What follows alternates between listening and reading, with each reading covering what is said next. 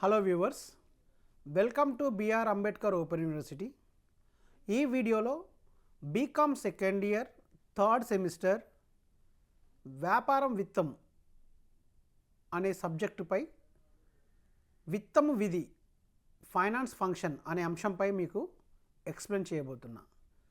ఈ చాప్టర్లో మనం నేర్చుకోవాల్సిన అంశాలు ఏమిటంటే విత్తము అనగానేమి, విత్తము దాని భావన ఏంటి, విత్తము విధి పరిధి ఏంటిది, విత్తము విధులు అంటే ఫైనాన్స్ ఫంక్షన్స్ కావచ్చు, ఫైనాన్స్ స్కోప్ కావచ్చు, ఫైనాన్స్ భావన కావచ్చు. ఈ విధమైన అంశాల గురించి మనము చెప్పుకుంటాము.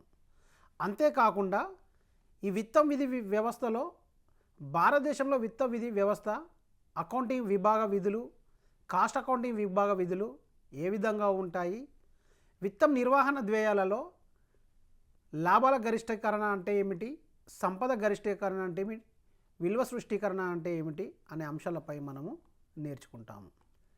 ముఖ్యంగా ఇక్కడ విత్తము విధి ఫైనాన్స్ కాన్సెప్ట్, విత్తము విధి అంటే ఫైనాన్స్ కాన్సెప్ట్స్ అంటే ఏమిటి, సూక్ష్మంగా విత్తము విధి అంటే ఏం చేస్తుందో అది ప్రతి సంస్థకు దాని స్వభావము, వ్యాపార వ్యవహారాల స్థాయితో నిమిత్తం లేకుండా కార్యకలాపాలను కొనసాగించడానికి, కొన్ని ప్రధాన ధ్యేయాలు సాధించడానికి విత్తం అవసరమవుతుంది. ఏ సంస్థనైనా మనం ఎందుకు ఏర్పాటు చేస్తాము?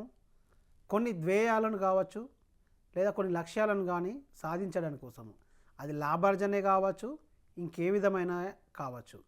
అంటే విత్తం అనేది ప్రతి సంస్థకు చాలా తప్పనిసరిది.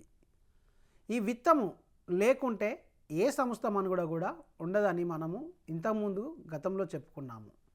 సో అన్ని రకాల వర్తక పారిశ్రామిక వ్యవహారాలకు జీవనం రక్తం వలె వర్ణిస్తారు.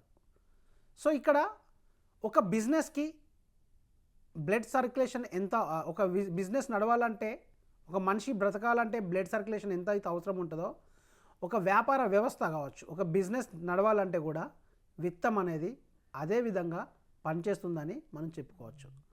వాస్తవానికి ఈ నిధుల ప్రభావం లేనిదే వస్తువుల ఉత్పత్తి, పంపిణీ కేవలం ఒక కళగా మిగిలిపోతుంది. అంటే ఒక వస్తువును తయారు చేయడానికి మనకు ముడిసరుకు అవసరం. ఆ ముడిసరుకు నుంచి ఫినిష్డ్ మనము వినియోగదారుని వస్తువుగా చేయడానికి ఎన్నో రకాల ప్రాసెస్లు చేయడం జరుగుతుంది. సో ఇక్కడ ముడిసరుకు నుండి వినియోగదారుని వస్తువుని వరకు చేరవేసే ప్రక్రియలో వివిధ కార్యకలాపాలు కూడా అంతర్లీనమైపోతాయి. సో ప్రతి భాగంలో కూడా మనకు విత్తం అనేది చాలా ప్రధానమైనటువంటి అంశము. ఈ విత్తం అనే అంశం అనేది లేకుంటే మనము ముడిసరుకుగానే మిగిలిపోతుంది. మనము ఫినిష్డ్ గుడ్స్ అంటే వినియోగదారి వస్తువునిగా మార్చలేమని మనము గట్టిగా చెప్పవచ్చును. సో ఇక్కడ విత్తానికి సంబంధించిన భావనలు ఏమైనా ఉన్నాయంటే అవి రెండు రకాలు. అవి ఒకటి సాంప్రదాయ భావన, రెండు ఆధునిక భావన. సో వీటిని మనము ట్రెడిషనల్ కాన్సెప్ట్ అంటాము, అదేవిధంగా మోడర్న్ కాన్సెప్ట్ అంటాము. సో సాంప్రదాయ భావనలో మనం ఏం మాట్లాడుకుంటాం? ప్రస్తుతం శతాబ్ద ప్రారంభ కాలంలో వ్యాపార విత్తంపై పరిశోధన ఆధారంగా జరిగిన రచనలకు నాంది పలికింది. ఈ భావన కింద విత్త నిర్వాహకుడుకు అభిలాషణీయమైన వనరుల ద్వారా నిధులు సేకరించడం, అప్పు తీసుకునే కాలము, ఈ నిధుల సేకరణకయ్యే ఖర్చు తదితర షరతులపై నిర్ణయాలు చేయవలసి ఉంటుంది. అంటే ఏ విధమైన విత్తాన్ని సేకరిస్తాడు, దానికి ఏ విధంగా అప్పు చెల్లిస్తాడు, దాని టైం పీరియడ్ ఏంటి, కాలం ఏంటి అనే అంశంపై కూడా మాట్లాడడం జరుగుతుంది. వ్యాపార ధ్యేయాల దృష్ట్యా ఒక సంస్థకు అవసరమయ్యే విధులను, ఆ సంస్థకు అనుకూలంగా ఉండే షరతులపై నిధులను సమకూర్చడమే విత్తం యొక్క విధిగా హంట్ డొనాల్డ్ వంటి గ్రంథకర్తలు కూడా వర్ణించారని మనము చదువుకున్నాము. సో ఇక్కడ ఈ సాంప్రదాయ భావన ప్రత్యేకంగా ఏం చెప్తుంది? ఈ కాలంలో వ్యాపార సంస్థకు అనుకూలమైన షరతులపై సంస్థకు అవసరమయ్యే నిధులను సమకూర్చుకునే బాధ్యతనే విత్తంగా భావించడం జరిగింది. మరి ఆధునిక భావన ఎందుకు చదువుకున్నాం? ఆధునిక భావన ఏం చెప్తుంది? ఈ ఆధునిక భావన ప్రకారము విత్తం అంటే కేవలం నిధులను సమకూర్చడమే కాకుండా మొత్తం నిర్వహణలో కూడా ఒక అంతర్భాగమేనని ప్రస్తుత విత్త నిపుణులు భావిస్తున్నారు. అంటే ఓన్లీ విత్త సేకరణ జరిగింది, వాటి ఖర్చులు పే చేస్తాం, అక్కడితో ఆగకుండా ఎప్పుడు విత్తాన్ని సేకరించాలి, ఏ రేటుకు సేకరించాలి, వాటిని ఎలా వినియోగించుకోవాలి, సో అవి ఎప్పుడు ఏ విధంగా రీపే చేయాలి, సో దీనికి సంబంధించిన మొత్తం నిర్వహణలో భాగమై ఉంటుంది. సో ఈ భావన కింద విత్త నిర్వాహకుడుకు కంపెనీలకు తన పథకాలన్నిటినీ అమలు చేసేందుకు సరిపోయే నిధులను ఉంచుకునేటట్లు ముందే ప్లాన్ చేసుకోవడం జరుగుతుంది. అంతటితో ఆగకుండా అదే సమయంలో అతడు ఉత్పత్తి ప్రక్రియలో కూడా నిధులు సమర్థవంతంగా వినియోగించేటట్టు, అంటే ఉత్పత్తి ప్రక్రియలో ఎలాంటి ఆటంకం కలగకుండా ఎక్కడ ఎంత మేరకు అవసరం ఉంటుందో అంత మేరకు రెడీగా అంటే సిద్ధంగా పెట్టుకొని నిధులను వాడుకోవడం జరుగుతుంది. కాబట్టి ప్రస్తుత రోజులలో విత్త నిర్వాహకుడు నిధుల ప్రణాళికను తయారు చేయడం, సమీకరించడము, కేటాయించడము, నియంత్రించడం వంటి అన్ని విత్తకు సంబంధించిన కార్యకలాపాల పట్ల శ్రద్ధ వహించడం జరుగుతుంది. మరి విత్త విధి పరిధి ఏంటి అంటే ఫైనాన్స్ ఫంక్షన్ స్కోప్ ఏంటిది? సో ఇక్కడ మనము మాట్లాడుకుంటే వ్యాపారంలో విత్త విధికి దాని ఇతర విధులకు చాలా దగ్గర సంబంధం ఉంటుంది. అంటే ఫైనాన్స్ ఫంక్షన్ మిగతా అన్ని కార్యకలాపాలతో ఇది కనెక్టివిటీ ఉంటుంది అన్నట్టు, దీనికి సంబంధించిన రిలేషన్షిప్ ఉంటుంది. ఫర్ ఎగ్జాంపుల్, ఏదైనా కొనుగోలు చేయాలి, రా మెటీరియల్ ప్రొడక్షన్ డిపార్ట్మెంట్ ఉత్పత్తి విభాగం నుంచి మనకు ఒక ప్రపోజల్ వచ్చింది అనుకో, అది ఎంత అవుతుంది, ఎక్కడ కొనాలి, ఏ రేట్ ప్రకారం కొనాలి అనే అంశంపై అంటే ఫైనాన్స్ డిపార్ట్మెంట్ వాళ్ళు దాని మీద చర్చించడం జరుగుతుంది. దానిపైన సరైన పరిశోధన చేసి వాళ్ళు మంచి నిర్ణయాన్ని తీసుకోవడం కూడా జరుగుతుంది. అందుకోసమే ఈ వ్యాపారంలో విత్త విధికి దానితో పాటు ఇతర విధులకు సంబంధం ఉందని కూడా మనం చెప్పుకోవడం జరుగుతుంది. సో ఇది కొనుగోళ్లకు సంబంధించిందే కావచ్చు, పంపిణీలకు సంబంధించిందే కావచ్చు, అంతేకాకుండా వ్యాపార విధుల సేకరింపు కావచ్చు, కేటాయింపు కావచ్చు, వినియోగంలో చూపిన పద్ధతి సామర్థ్యం కావచ్చు, ఇవన్నీ కూడా ఈ విత్త విధి పరిధిలోనికే వస్తాయి. కంపెనీ ఆర్థిక స్థితి కూడా తెలియజేసే బాధ్యత జనరల్గా అకౌంటింగ్కి ఉంటుంది. దాని పరిపాలన వ్యవహారం మాత్రము విత్త పరిధిలోనే ఉంటుంది. సో ఇక్కడ మనం ఏం చెప్పుకోవాలి, ఆర్థిక స్థితి వేరు, ఆర్థిక స్థితిలో మెయింటైన్ చేయడానికి ఏదైతే బాధ్యత ఉంటారో వాళ్ళని అకౌంటింగ్ అంటాము. కానీ ఆ పరిపాలన వ్యవహారాలలో విత్తాల గురించి మాట్లాడే వాళ్ళని కూడా మనము దీని విత్త విధి కిందే వాళ్ళని తీసుకోవడం జరుగుతుంది. అంతేకాక కార్పొరేట్ నియంత్రణ, ప్రభుత్వ కోశ విధానము, ద్రవ్య విధానాలు వ్యాపారానికి కీలకమైన ప్రాముఖ్యత కలిగి ఉంటాయి. సో దీనివల్ల విత్త నిర్వాహకుడు వాటిపై సన్నిహితమైన దృష్టి సారించడం కూడా జరుగుతుంది. సో ఈ విధంగా మనము స్కోప్ ఆఫ్ ఫైనాన్స్ చదువుకోవచ్చు. మరి బిజినెస్ విత్తం విధులు ఏమిటి అంటే ఫైనాన్స్ ఫంక్షన్స్ ఏమిటి, అసలు ఏం చేయడం జరుగుతుంది, ఇది చాలా ప్రధానమైనటువంటి అంశము. ఈ కార్యనిర్వహణక విత్తము విధులు మనము 3 రకాలుగా విభజించుకోవచ్చును. 1 పెట్టుబడి నిర్ణయం కావచ్చు, 2 నిధుల సమీకరణ నిర్ణయం కావచ్చు, 3 డివిడెండ్ నిర్ణయం కావచ్చు. మరి పెట్టుబడి నిర్ణయం అంటే ఏమిటి, నిధుల సమీకరణ నిర్ణయం అంటే ఏమిటి, డివిడెండ్ నిర్ణయం అంటే ఏమిటి, ఇది చాలా సున్నితమైన అంశం ఒక వ్యాపార వ్యవస్థలో విత్తం గురించి మాట్లాడేటప్పుడు. సో పెట్టుబడి నిర్ణయం ఇది చాలా ముఖ్యమైనది. చాలామంది చాలా ఆర్థిక శాస్త్రవేత్తలు కూడా దీని గురించి మాట్లాడడం జరిగింది. దీనిలో వాళ్ళు ఏం చేస్తారంటే ఎప్పుడైతే ఒక సంస్థ స్థాపిస్తారో ఆ సంస్థకు సంబంధించిన దీర్ఘకాలిక ఆస్తులు అది కొనడం కావచ్చు, లేదా వేరే కాడ నుంచి అక్వైర్ చేసుకోవడం కావచ్చు, అంటే దానికి సంస్థకు సంబంధించిన ప్లాంట్, యంత్రాలు, ఫర్నిచర్, ముడిసరుకు మొదలైన వివిధ ఆస్తుల కొనుగోలుకు వినియోగించిన విధుల గురించి మొదలైన ఆస్తులకు సంబంధించిన నిధులకు గురించి ఈ పెట్టుబడి నిర్ణయిస్తుంది. కాబట్టి ఈ నిర్ణయంలో స్థిర చరాస్తులు కూడా నిధులను సామర్థ్యంతో ఉపయోగించడానికి అవకాశం ఉంటుంది. సో ఈ నిర్ణయానికి 2 విషయాలు ఉంటాయి. అవి ఏవి? స్థిరాస్తుల నిర్వహణ లేదా మూలధన బడ్జెట్ అంటాం, చరాస్తుల నిర్వహణ లేదా నిర్వహణ మూలధన బడ్జెట్ అంటాము. సో దీన్ని మనం క్యాపిటల్ బడ్జెటింగ్ అనొచ్చు, లేదా నిర్వహణ మూలధనం అంటే వర్కింగ్ క్యాపిటల్ బడ్జెట్ అని కూడా అనొచ్చు. సో ఇక్కడ మూలధన బడ్జెట్ స్థిరాస్తుల నిర్వహణ అంటే ఏమిటి అంటే, ఆస్తులు అనే వనరుల ద్వారా సంస్థ తన వ్యాపారాన్ని నిర్వహిస్తుందని మనందరికీ తెలుసు. నీకు ఒక మిషనరీ ఉండాలి, ఒక బిల్డింగ్ ఉండాలి. ఇవి దీర్ఘకాలికంగా ఉంటేనే నువ్వు సరైన నీ డిమాండ్, నీ రిక్వైర్మెంట్ని బట్టి నువ్వు ప్రొడ్యూస్ చేయడం జరుగుతుంది. సో కంపల్సరీ స్థిరాస్తులు, చరాస్తులు అనేది మనకు అవసరం. వీటిని సేకరించడానికి కోసము మనం ఏదైతే నిధులను వాడతామో ఆ నిధులనే మనము ఈ విధంగా చెప్పినాము. అదేంటిది? స్థిరాస్తుల నిర్వహణ మూలధనము, లేదా మూలధన బడ్జెటింగ్, లేదా నిర్వహణ మూలధన బడ్జెటింగ్. స్థిరాస్తుల నిర్వహణ అంటే ఏమిటి? స్థిరాస్తుల నిర్వహణ అంటే దీనిని మూలధన బడ్జెట్ అని కూడా అంటారు. Capital budgeting, it is nothing but A capital budgeting. అంటే ఇది స్థిరాస్తులకు సంపాదించుటకు వర్తిస్తుంది. కింది ఏదైనా కారణాల వల్ల మూలధన బడ్జెట్ ప్రత్యేక ప్రాముఖ్యత కలిగి ఉంటుంది. సో ఇవి సంస్థపై చాలా కాలం పాటు ప్రభావాన్ని చూపిస్తాయి.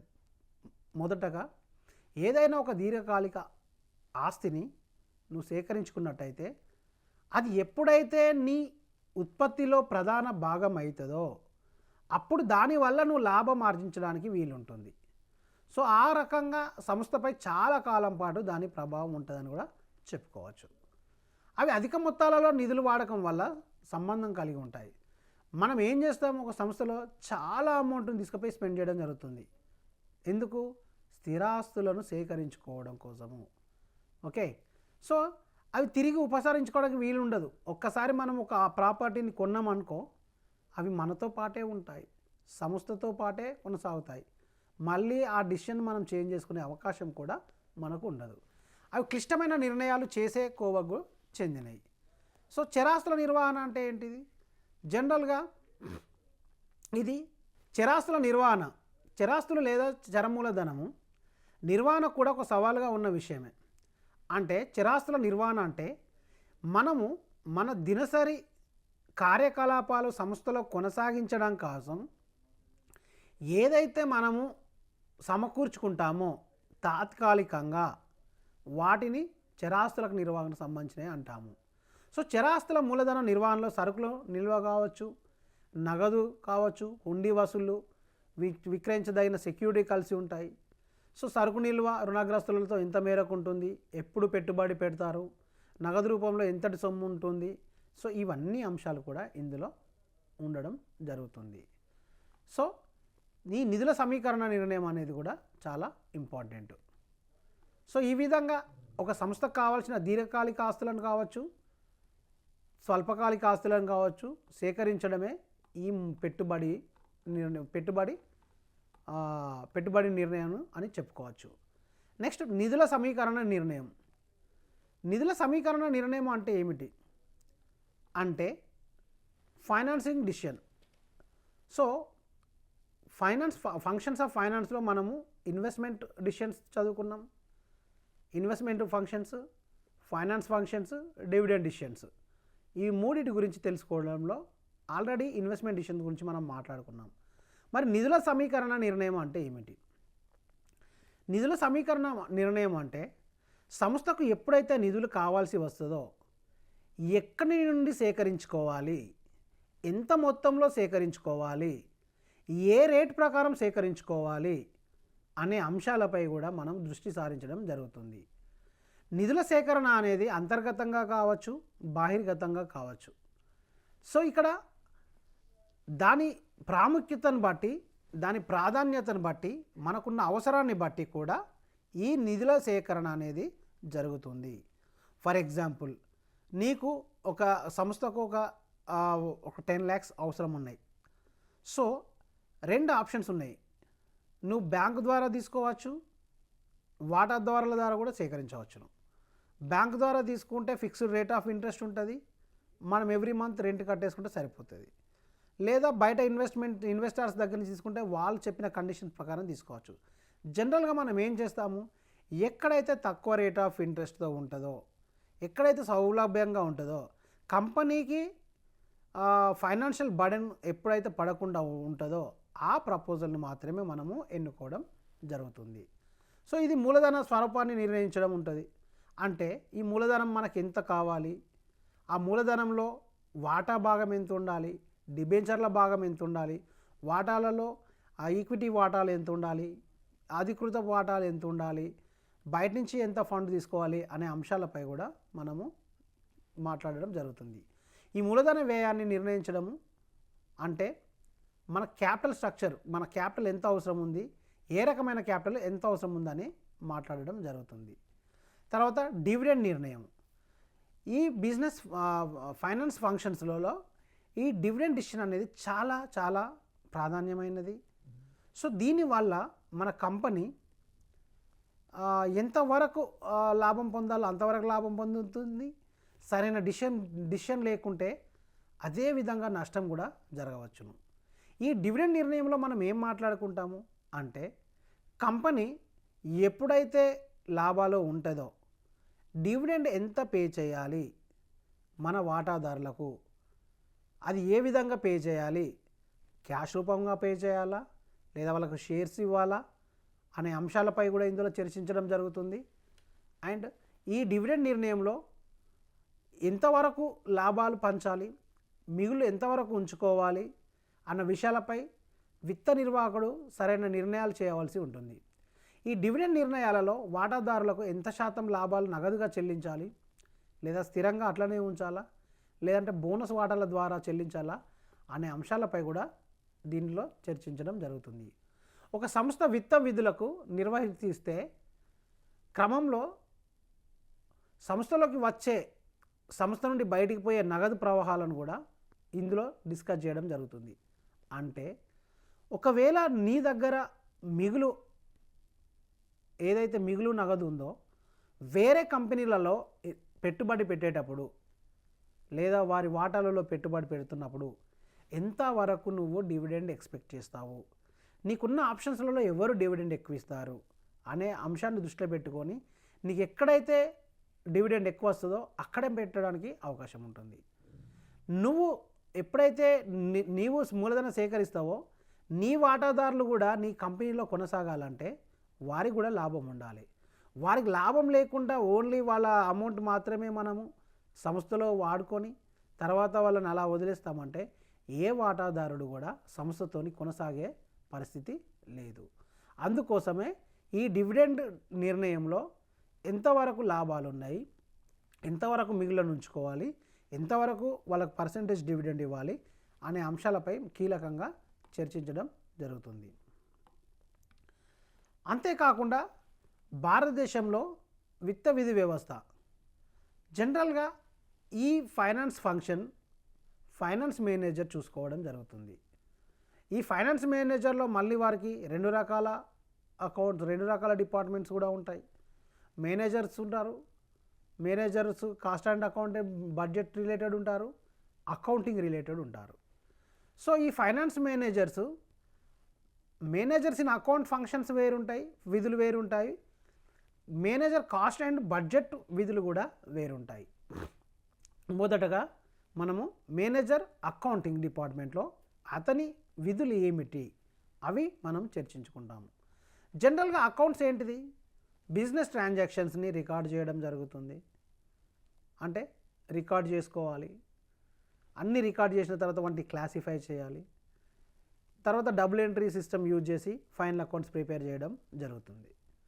వాటితో పాటు నగదు నిర్వహణకు సంబంధించిన అంశాలపై కూడా చూసుకోవడం జరుగుతుంది. అంటే మన లిక్విడిటీ పొజిషన్ ఏంది, మనకు నగదు ప్రవాహం ఏ విధంగా ఉంటుంది, ఎంత వస్తుంది, ఎంత పోతుంది. సో మన పరపతి నిర్వహణ, క్రెడిట్ మేనేజ్మెంట్ సిస్టమ్ కావచ్చు, లేదంటే నీ దగ్గర సర్ప్లస్ అమౌంట్ ఉన్నప్పుడు నువ్వు ఎక్కడ పెట్టుబడి పెట్టాలి, ఎంత మేరకు పెట్టుబడి పెట్టాలి, దానిలో రిస్క్ శాతం ఏంటి అనే అంశాలు కూడా మనము గమనించడం చూడడం జరుగుతుంది. సో బ్యాంకుకు సంబంధించిన విషయాలు కావచ్చు, అంతర్గత ఆడిట్కి సంబంధించిన విషయాలు కావచ్చు, రిపోర్టింగ్కి సంబంధించిన విషయాలు కావచ్చు, రికార్డుల నిర్వహణ కావచ్చు, పన్నుల పరిపాలన కావచ్చు, ప్రభుత్వ సంబంధాలు కావచ్చు, నిధుల సేకరణ కావచ్చు, ఇవన్నీ కూడా మేనేజర్ అకౌంటెంట్స్ వాళ్ళు చూడడం జరుగుతుంది. మరి మేనేజర్ కాస్ట్ అండ్ బడ్జెట్ వాళ్ళు ఏం చేస్తారు? జారీల ధర నిర్ణయం, అదేవిధంగా ఇన్వెంటరీ కంట్రోల్ చేయడం, నగదు బడ్జెట్ ఎస్టిమేషన్ వేయడం, బడ్జెట్ను నియంత్రించడం, అంతేకాకుండా టెండర్లు దాఖలు చేయడం, కొనుగోలు ఆర్డర్లు చేయడం, లాభాల ప్రణాళికలు చేయడం, విత్త విశ్లేషణకు సంబంధించిన అంశాలపై చేయడం. సో ఈ విధమైనటువంటి విధులను కాస్ట్ అండ్ బడ్జెట్ అకౌంటెంట్స్ నిర్వహించడం జరుగుతుంది. సో ఇక్కడ అకౌంటింగ్ విభాగం ఏం చేస్తారు? అకౌంటింగ్ రిలేటెడ్ అంశాలనే దృష్టిలో పెట్టుకొని చేస్తారు. కానీ కాస్ట్ అండ్ వాళ్ళు ఏం చేస్తారు? ఫ్యూచర్ కోసము ఎస్టిమేషన్ చేయడం జరుగుతుంది. సో ఈ విధమైన విధులు వాళ్ళు నిర్వహించడం జరుగుతుంది. ఇప్పుడు విత్త నిర్వహణ వ్యయాలు ఏమిటి అంటే, విత్త నిర్వహణ వ్యయాలు అంటే ఫంక్షన్స్, అది ఆబ్జెక్టివ్స్ ఆఫ్ ఫైనాన్స్ ఆబ్జెక్టివ్స్ ఏంటి? సో ఈ ఫైనాన్స్ ఆబ్జెక్టివ్స్ రెండు రకాలుగా మనం చర్చించుకుంటాం. ఇక్కడ విధులను వివిధ రకాలుగా సేకరించి, నిధులు వివిధ రకాలుగా సేకరించి, వారి విధులను బట్టి మనము వారి గురించి మాట్లాడుకోవడం జరిగింది. కానీ ఈ విత్త నిర్వహణలో వ్యయాలు అంటే మెయిన్ ఆబ్జెక్టివ్స్ బిజినెస్ ఫైనాన్స్లో లాభాల గరిష్టీకరణ, అదేవిధంగా సంపద గరిష్టీకరణ. సో లాభాల గరిష్టీకరణ అంటే ఏమిటి? Profit maximisation. అండ్ సంపద గరిష్టీకరణ అంటే ఏంటి? Wealth maximisation. So the objectives of financial management, this finance సంబంధించిన ముఖ్యమైన ధ్యేయాలు ఇవి రెండు. ఈ రెండిటితోనే ఈ విత్త అనే సబ్జెక్టు, విత్త నిర్వహణ అనేది మనము మాట్లాడుకోవడం జరుగుతుంది. ఫస్ట్ లాభాల గరిష్టీకరణ అంటే ఏమిటి అనే అంశంపై మాట్లాడదాం. ఏ సంస్థకైనా ఎందుకు స్థాపించడం జరుగుతుంది? లాభాలు ఆర్జించడం కోసమే అని మనం ప్రధానంగా మాట్లాడుకుంటూనే ఉన్నాం. కానీ లాభాలు అంత ఈజీగా వస్తాయా? రావు. సో వారు చేసే కార్యకలాపాలను బట్టి, వారి విధులను బట్టి సంస్థకు లాభాలు అనేటివి రావడం జరుగుతుంది. సో ఇక్కడ లాభాల గరిష్టీకరణ అంటే ఖర్చులకు ఆదాయానికి మధ్య తేడాను ఎక్కువ చేయటమే. అంటే ఖర్చులు తక్కువ చేసుకొని ఆదాయాన్ని ఎక్కువ చూపించడం. సో లాభాల గరిష్టీకరణ ఓ ముఖ్య లక్ష్యంగా పనిచేస్తుంది. అవి రెండు ప్రమేయాలపై ఆధారపడుతుంది. ఏవి? మార్కెట్లో సంపూర్ణ పోటీ ఉందనుకోవడం, అదేవిధంగా దేశంలో స్వేచ్ఛ మార్కెట్ ఉందనుకోవడం.